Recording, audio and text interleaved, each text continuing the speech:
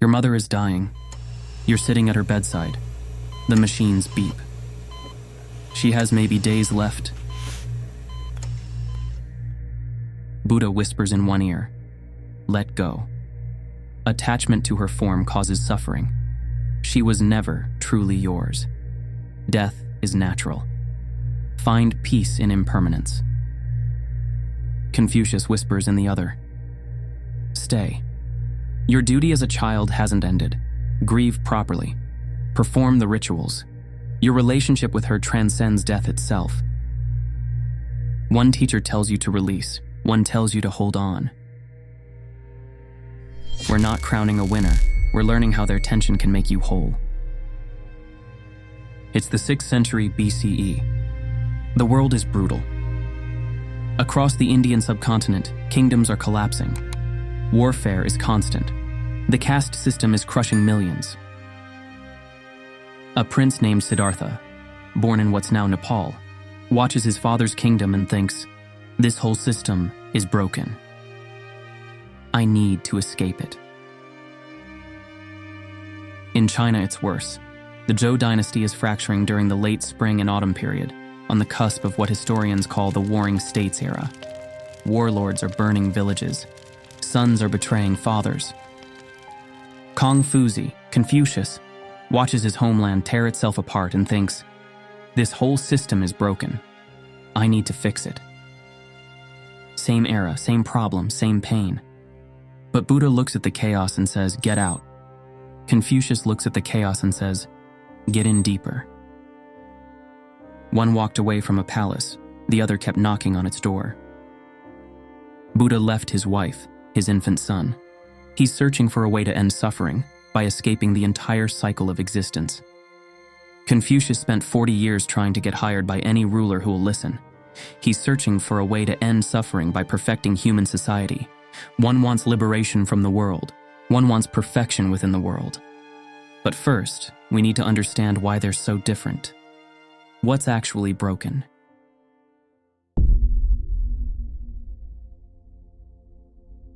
Before you solve anything, you need to diagnose it correctly. Buddha and Confucius looked at suffering and saw completely different diseases.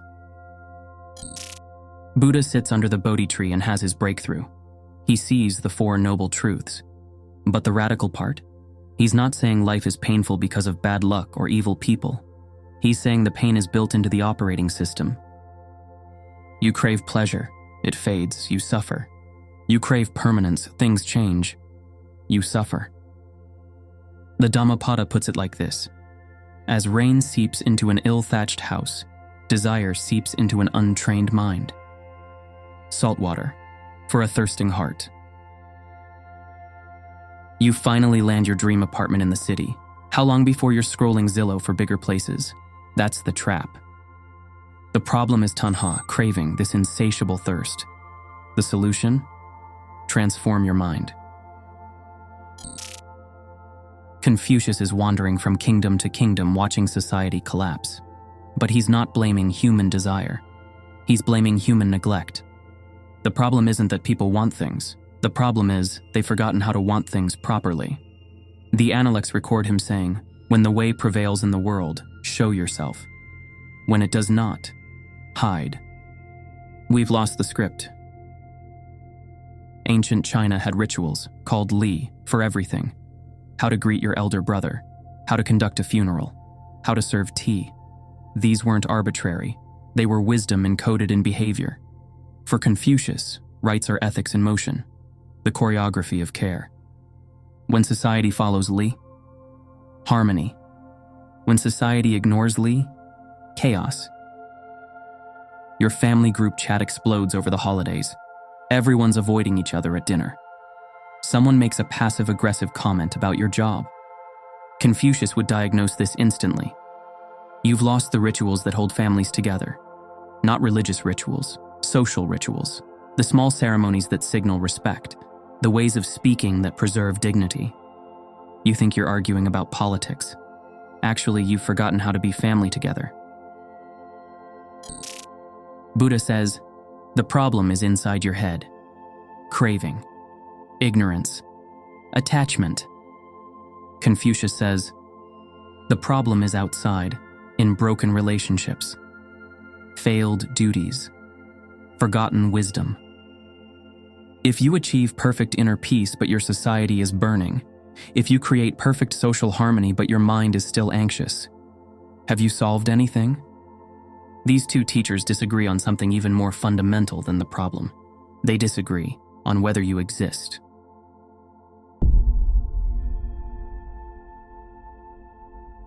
Close your eyes for a second. Who's sitting there? Don't answer yet, because one teacher says you and the other says nobody. This is Buddhism's most mind-bending doctrine. Buddha denies a permanent, independent self. What we call I is a changing process, conventionally useful, but not a fixed essence. We covered this deeply in What Happens When You Don't Exist. So here's the core. There's a famous story from the Questions of King Milinda. The monk Nagasena meets King Milinda. The king asks, "What should I call you?" Nagasena replies, "I'm called Nagasena, but Nagasena is just a label. There's no permanent person here." The king gets annoyed. "Then who am I talking to?" Nagasena points to the king's chariot. "Is this the chariot? The wheels? The axle? The seat? If I remove each part, where's the chariot?" The king sees it. "The chariot is just a name for the collection of parts." Nagasena smiles. "Exactly. And so am I. You're not a rock. You're a current. Real as motion, not as a block." Practical consequence. When someone insults you and you feel that hot flash of anger, Buddha asks, who got insulted? The changing body or the feeling that's gone in 5 minutes? If there's no solid self, there's nobody to defend. The anger loses its grip. Confucius would have thought, that's insane. Of course you exist. But not as an isolated individual. You exist as a web of relationships. The Analects say, the noble person is not a tool. Meaning, you're not defined by one thing. You're defined by all your roles. The Chinese concept is Lun, the 5 key human relationships: parent-child, ruler-subject, husband-wife, elder-younger, friend-friend. For Confucius, roles aren't cages. They're crafts you practice into character. And those crafts evolve with every generation. Yourself is the sum of how you fulfill these roles. There's no you underneath them. The roles are you. Once Confucius's stables burned down, he rushed back from court. His first question wasn't, "Are the horses okay?" It was anyone hurt? The Analects record this moment. The master asked, "Was anyone hurt?" He did not ask about the horses. His disciple was confused. But Confucius was performing his self into existence through prioritizing correctly. His identity as a humane person mattered more than his identity as a horse owner. Who are you at work versus who you are with your childhood friends versus who you are with your partner? Different? Absolutely. Western psychology calls this code switching and treats it like a problem, like you're being inauthentic. Confucius would say, no, you're being appropriately human. Your identity shifts because different relationships demand different virtues. With your boss, respect and competence. With your kid, patience and guidance. With your friend, loyalty and honesty. You're not fake. You're fulfilling your roles. That's what makes you real. Buddha. Drop your identity. It's an illusion causing suffering. Confucius. Cultivate your identity. It's your purpose and meaning. Maybe they're both right. Maybe you need to experience the Buddhist truth that there's no solid self. So you stop defending an ego that doesn't really exist. But you also need the Confucian truth that you exist through relationships. So you don't drift into nihilistic isolation. The self is empty, but it's not nothing. Different Buddhist schools nuance no self and emptiness differently, but the practical training remains. Less clinging, more compassion. Self or no self, Monday still comes. How do you act? Buddha and Confucius have very different ideas about how morality works.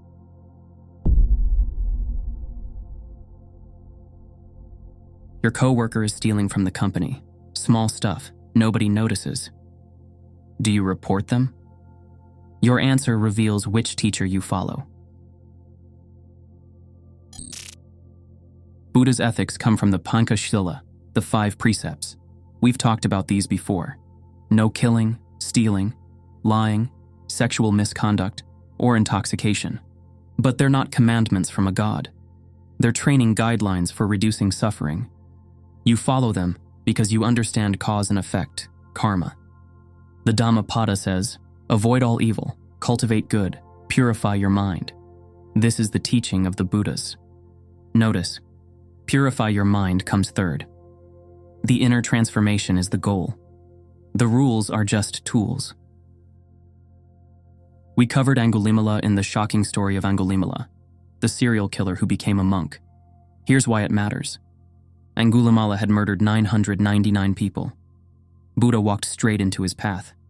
Angulimala charged but couldn't reach him. Finally exhausted, he shouted, "Stop, monk!" Buddha replied calmly, "I have stopped, Angulimala. You have not." That moment cracked something open. Angulimala dropped his weapons, became a monk, achieved enlightenment. The point: moral transformation happens through insight, not just obedience. In Buddhism, motive is karma in seed, same act, different harvest. So you're at that crossroads with your coworker. Buddhist approach: why am I considering reporting them? Am I angry? Am I self-righteous? Am I afraid? Check your mind first. Anger, ego, fear. Spoiler: it's usually ego. If you're acting from wisdom and compassion, report them. If you're acting from ego and fear, pause. The mental state determines whether it creates more suffering or less. Confucius doesn't start with abstract principles. He starts with Li, ritual propriety. Every situation has a proper form. The Analects say, respectfulness without ritual becomes laborious bustle. Carefulness without ritual becomes timidity. Boldness without ritual becomes insubordination. In other words, good intentions aren't enough. You need to know the forms that express those intentions properly. Confucius's student Zaiwo asked, the 3-year mourning period for parents seems too long. Can't we shorten it to 1 year? Confucius asked back, would you feel comfortable eating fine food and wearing nice clothes after just 1 year? Zaiwo said yes. Confucius replied, then do it. But a humane person wouldn't feel comfortable for 3 years. After Zaiwo left, Confucius told his other students, a child is carried for 3 years before leaving their parents' arms. Did Zaiwo not receive 3 years of love from his parents? The classic 3-year mourning, often about 27 months in practice, trains the heart in gratitude. The ritual isn't arbitrary. It cultivates the virtue of filial devotion, or shio. Back to your coworker, Confucian approach. What are my relationships here? My relationship to my employer, my relationship to my coworker, my relationship to justice and social order. Confucius would ask, what does Rune, humaneness, and Yi, righteousness, demand in this situation? Maybe. Talk to your coworker privately first. Give them a chance to correct it. That honors the relationship while maintaining righteousness. If they continue, then your duty to social order might require reporting them, but you've preserved dignity throughout. Buddha says rules are scaffolding. Eventually you see clearly and act spontaneously from wisdom. Confucius says, rules are the building. They don't just prepare you for virtue. They are virtue in action. You're a doctor. You have 1 dose of life-saving medicine. 2 patients need it. Patient A, a young parent with 3 kids. Patient B, an elderly Nobel Prize winner who could still contribute major discoveries. Buddhist calculation. Both lives are equally precious. Both will die anyway. So which choice creates less overall suffering? Confucian calculation. Patient A has parental duties. Patient B serves society. The young take priority, but both deserve honor. Different frameworks, both give you a way to make the choice with integrity. Personal morality is one thing. What happens when you scale these teachings to entire societies?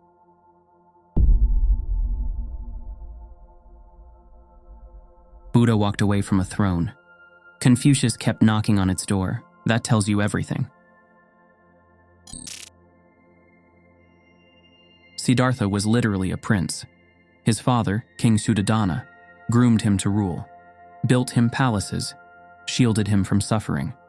And Siddhartha's response? He snuck out at age 29 and never looked back. Why? Because he saw political power as just another form of samsara, another wheel of suffering. Buddha does give advice to rulers. He described the ideal ruler, someone who rules with Dhamma, righteousness, provide wealth to the poor, protect the vulnerable, consult with wise contemplatives. But notice what he doesn't say. And this will create paradise on earth. He says, this will create a better society, but it's still samsara, still suffering. The ultimate solution isn't better government. It's nibbana, liberation. Emperor Ashoka's story illustrates this. He conquered most of India through brutal warfare. After the Battle of Kalinga, he looked at 100,000 corpses and had a breakdown. He converted to Buddhism, stopped expanding his empire, carved edicts into rocks promoting Dharma. One edict captures his shift. The beloved of the gods considers the greatest victory to be the victory of Dharma. He became Buddhism's greatest royal patron, built hospitals, protected animals, spread the teachings. But he didn't achieve enlightenment. He improved society, but remained trapped in the cycle. Your company launches a big change program. You're on the committee. 6 months later, it's just performative emails and you're exhausted. You feel like you're rearranging deck chairs. Buddha would ask, while you're transforming society, who's transforming your mind? Political victory didn't liberate you. Some practitioners prioritize inner work over politics. Others blend both.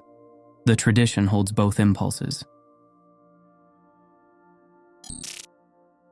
Confucius's entire life was a political project.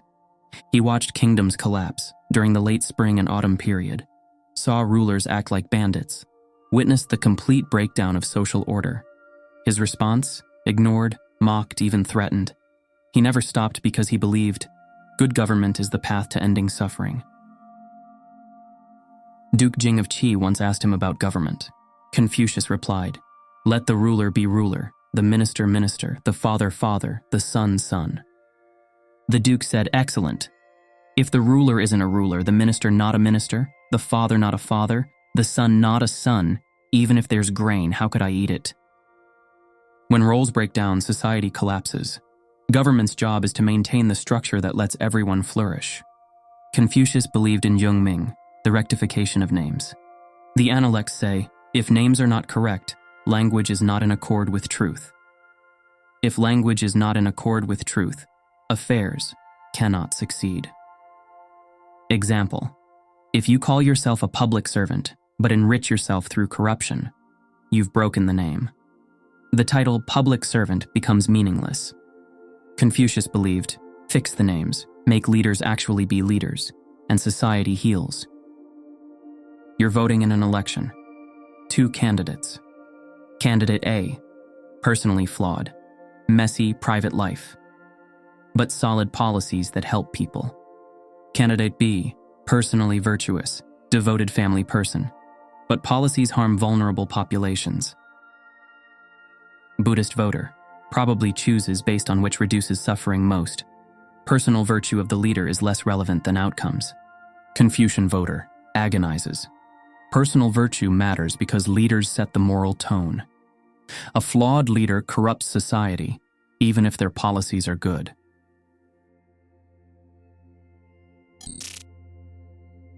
Buddha, politics is samsara. Don't get attached. Confucius, politics is salvation. Engage completely. Your local school is failing. Kids aren't learning, teachers are burned out.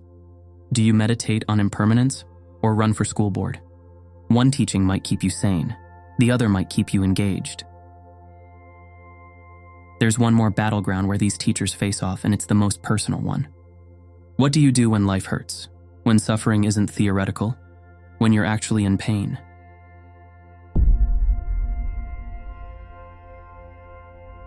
It's 2 a.m. You're crying on the bathroom floor. Your life is falling apart. Buddha and Confucius are both offering you a hand up. Which one do you take? Your long-term partner just left you. Blindsided. They'd been cheating for months. You're devastated, humiliated. Your future just collapsed. So, not great. How do you respond?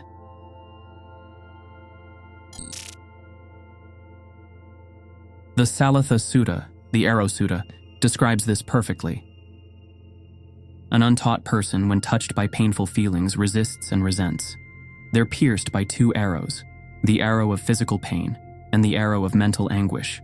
A well-taught noble disciple feels only 1 arrow. Buddha would sit with you and say, yes, this hurts, that's the first arrow, unavoidable, but you're adding 2 arrows. I'm unlovable, that's a mental story. I'll never find anyone else. That's a future projection. How could they do this? That's resistance to what is. The relationship ending? First arrow, your mental suffering about it. Second, third, fourth arrows you're shooting yourself with. We've talked about impermanence and not self in other videos. The practice Buddha would guide you through. Sit with the pain. Don't push it away. Don't elaborate on it. Just feel the raw sensation. Notice, it changes, rises, falls, shifts location. You're not broken, you're experiencing the nature of existence. This mirrors acceptance and commitment therapy. Feel the feeling. Don't attach stories. Choose values-based action, despite discomfort.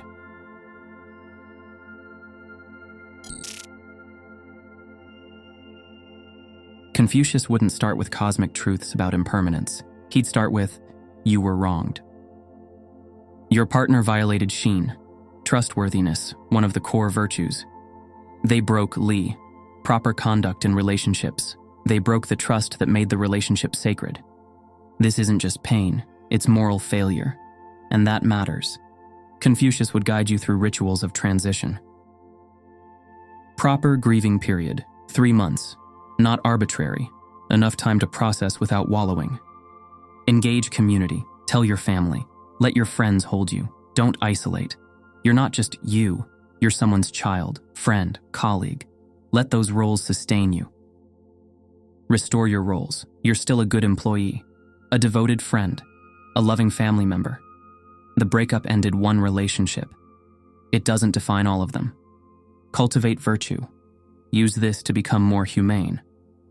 Now you understand betrayal, so you'll never inflict it. Yes, you're hurt, but you're not destroyed. You fulfilled your duties in that relationship. They failed theirs. That's on them. Now your duty is to yourself and your community. Heal properly. Don't let this make you bitter. Use it to deepen your character. The measure of a noble person isn't avoiding pain, it's how they bear it. Important note. Filial devotion and duty never mean tolerating abuse.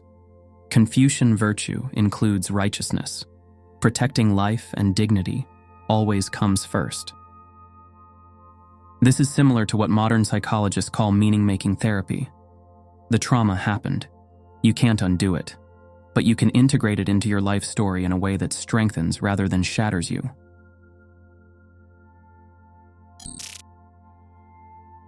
Buddha offers liberation from attachment. Confucius offers meaning through connection, one for the wound, one for the scar. Buddha says, feel the pain, but don't identify with it. Confucius says, feel the pain and let your people share it.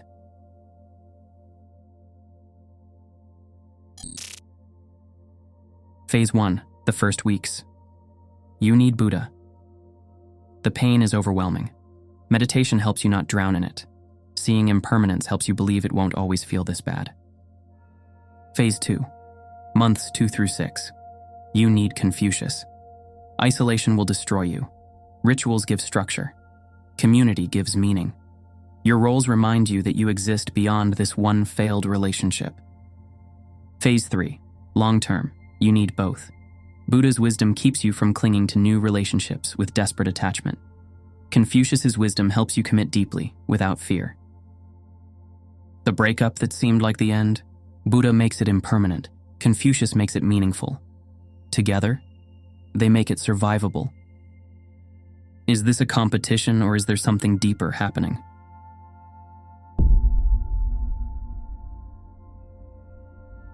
They disagree on almost everything, except the one thing that matters most.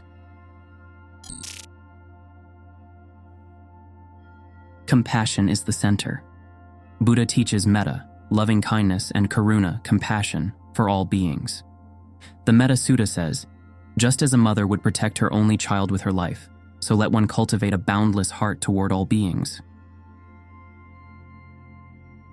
Confucius teaches rune, humaneness, as the highest virtue. The Analects say, the humane person, wishing to establish themselves, establishes others. Wishing to succeed themselves, helps others succeed. Both teachers would look at modern society and say the same thing. You're failing at the basics. Someone cuts you off in traffic. Both would see the same problem. You forgot they're human. Your inability to listen to someone with different politics. Both would say you're missing the point. You're not born complete, you require cultivation. Buddha. The path is training. Bhavana, mental development. Through meditation, ethics, wisdom. Confucius. The path is education. Shui, learning. Through study, ritual, self-reflection. Neither believes in just be yourself. Both say, become your best self through dedicated practice. Action over belief. Buddha never asks, do you believe in God? He asks, are you suffering? Practice this. Confucius never asks, do you believe in heaven's mandate? He asks, are you acting virtuously? Here's how to improve. Both are ruthlessly pragmatic. Results matter more than theology. The middle way, different names, same principle. Buddha. Avoid extremes of indulgence and asceticism, the Majjhima Patipada. Confucius. Avoid extremes of rigidity and chaos, the Zhongyang, the doctrine of the mean. The Analects say, going too far is the same as not going far enough. Balance, nuance, context. Life is complex. Humility before truth. Buddha's famous teaching, don't believe anything just because I said it. Test it. If it reduces suffering, keep it. If it doesn't, discard it. Confucius says in the Analects, knowing what you know and knowing what you don't know, that is true knowledge. Neither teacher demands blind faith, both demand honest investigation.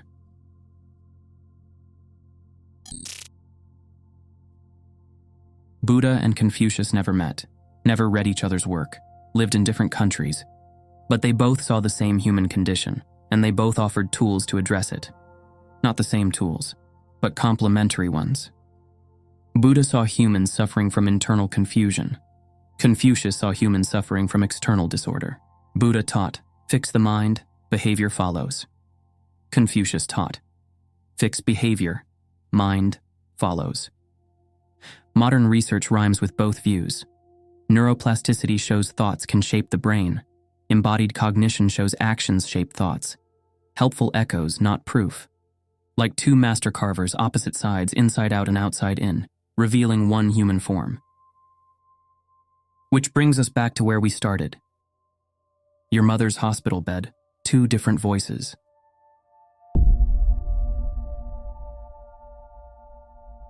It's not Buddha versus Confucius, it's Buddha and Confucius. Remember that impossible moment? Your mother dying. Two teachers whispering different advice. You'll know what to do, not because you chose Buddha or Confucius, but because you learn to hold both. You follow Buddha when you sit with the raw grief, when you feel the impermanence, when you stop fighting the reality that death is natural, when you release the clinging that makes the pain unbearable. You follow Confucius when you perform the rituals, when you gather family, when you honor her properly, when you fulfill your duties as a child, when you let the ceremony hold you through what words cannot. You need the spaciousness of Buddhist wisdom and the structure of Confucian practice. Release and responsibility, emptiness and belonging. Bow to both.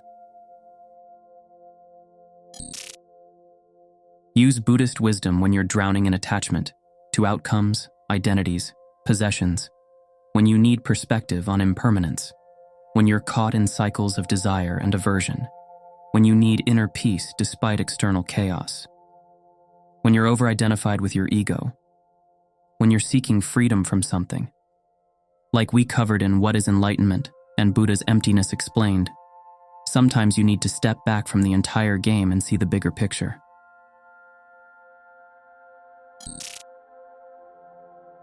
Use Confucian wisdom when you're isolated and disconnected, when you need structure and purpose, when you're building something meaningful, career, family, community, when you're struggling with relationships, when you've become too detached and need grounding, when you're seeking freedom to do something.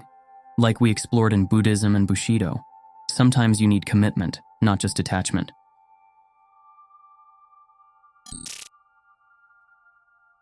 Your morning? Start with meditation. Buddha's there. Then set intentions based on your roles. Confucius steps in. Workplace conflict? Check your internal reactivity first. That's Buddha. Then engage with proper conduct. That's Confucius. Relationship difficulties? Examine your attachments. Buddha's lens. Then fulfill your duties. Confucius's guidance. Political engagement. Maintain equanimity inside. Buddha. Act for social harmony outside. Confucius. Personal crisis. Accept impermanence. Buddha. Lean on community. Confucius.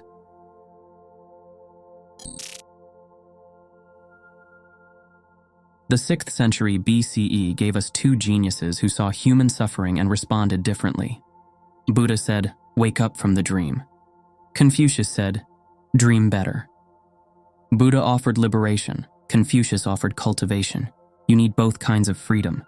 The freedom from attachment, craving, and ego, and the freedom to commit, connect, and create.